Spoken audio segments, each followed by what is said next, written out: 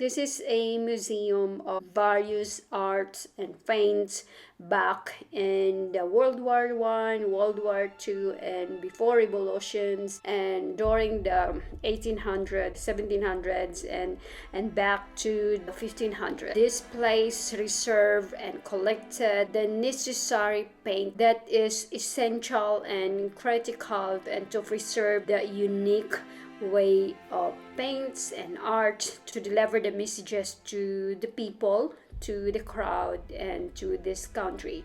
For this museum, for me, is it's an ideal to visit with your friends, birthday parties. When your groups are more into museums, to see the artifacts of the paintings and read all the messages through that.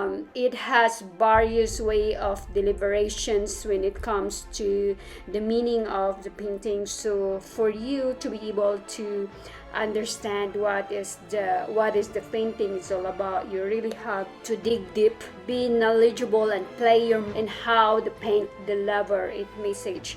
There's about like 5 floors in the building that open to the exhibition. Some floors are closed, I think due to the pandemic, and as well as there's not much of ongoing exhibitions there right now. So it really varies to what artifacts or what kind of exhibitions that are open on the seasons. But for me, I was so delighted and impressed and collected some informations that I haven't learned about before, and to the fact that these museums preserve the very longest items, the very old paintings, art, sculpture, art styles in this period. that had been created by an artist back in the 1500s. The farthest one I saw was, I guess it was the 1200s, and we are so lucky that in our generations right now we are capable of studying in this area here. Aside for that, I love the fact that every floor is stated in various scenarios.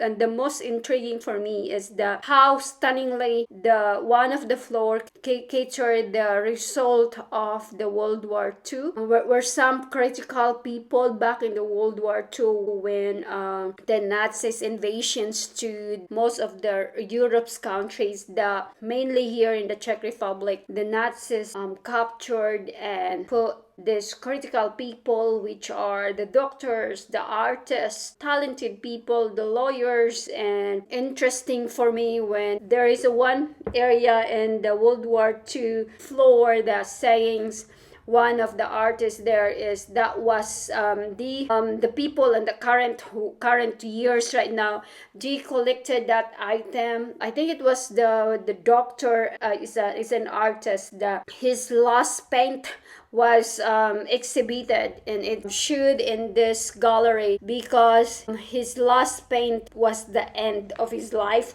like he was captured by the Nazis. Before that, he was able to preserve or to safety his collections of paint. And now the people who work on this gallery, like, because this gallery is owned by the state of the Czech Republic, of course, so mainly it's a government art gallery. So they collected those items that called the attention of the last paint or the last sculpture of the critical person that before he or she was captured by the Nazis, they were able to paint or show their talent to the public, or it's become their collections. And that collection now it's on display in this gallery at the Fair Trade Palace. It's very amusing for me because I learned a lot of things that I didn't learn before, such as important people that serving to help people, like the doctors in prison and under the Nazis regime. And it was so painful to hear that. It's just amazing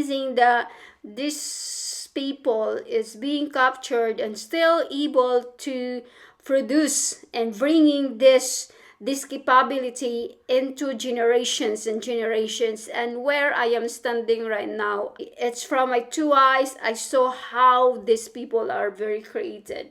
So I'm not really into a museum kind of goal, but it somehow could call my attentions and could fill me something. There's any connections for me in according to the object. So I was so grateful that I was invited by my friend. I searched the internet, and there you go. I found the interesting facts of the gallery. So that's why it's convinced me to go, because it's not because of a kind of museum that calls business, or a capitalism kind of business museum. And fair enough, I didn't wasted my afternoon, and also chatted with my friend a little bit about the history and talk about the what's going on in our current life right now, like these invasions between Russia and Ukraine. So it seems like the history in this gallery caters the faces the history should not refit, but somehow our world right now is keep repeating it. There's invasion there, war here, war there, and too much capitalism, and it's hard to define the socialist, the opinionation of the person. Sometimes it's hard for me to be an opinionated, because I don't want to hurt someone, or I don't want to offend someone, but somehow the definition of these two become very dull, and it signifies a very negative impact to the society. So I think that's my point in there. Mostly people right now are more into fashions, gadgets, what else you can wear, eat, and which restaurant should you go.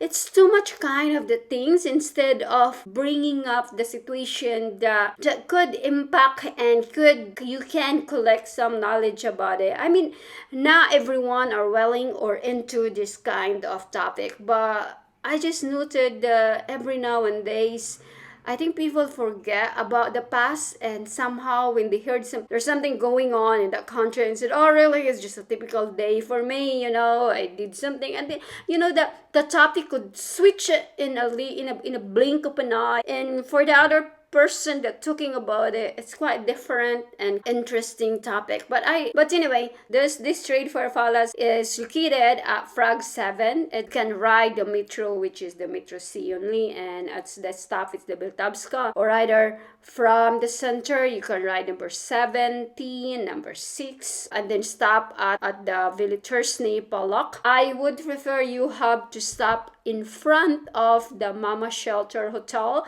because it's just one street where the trade fair palace is. So just stop at the Mama Shelter stop. It's very accessible, guys, because there's an elevator inside the building. If you have trouble walking through the stairs, don't worry about that. You can there's an elevator. Every floor there is one security guard that could give you some information. Also, the admissions, I believe it's for adult is 220 crowns. For students, it's under 200, I guess. I think it was 180 crowns, something like that. My friend and I really had enjoyed that afternoon in the museum. It's not just about shopping. It's not just about eating at the restaurant or going somewhere in the center and collect some friends, or just to talk some friends. It's not just about friendship as well. It's for me, it has to do the balance, either fun with shopping, eating together, clubbing, sports, or anything like that. But also, we should not also deny the fact that learning, even though we are getting older, that learning is not new in our area.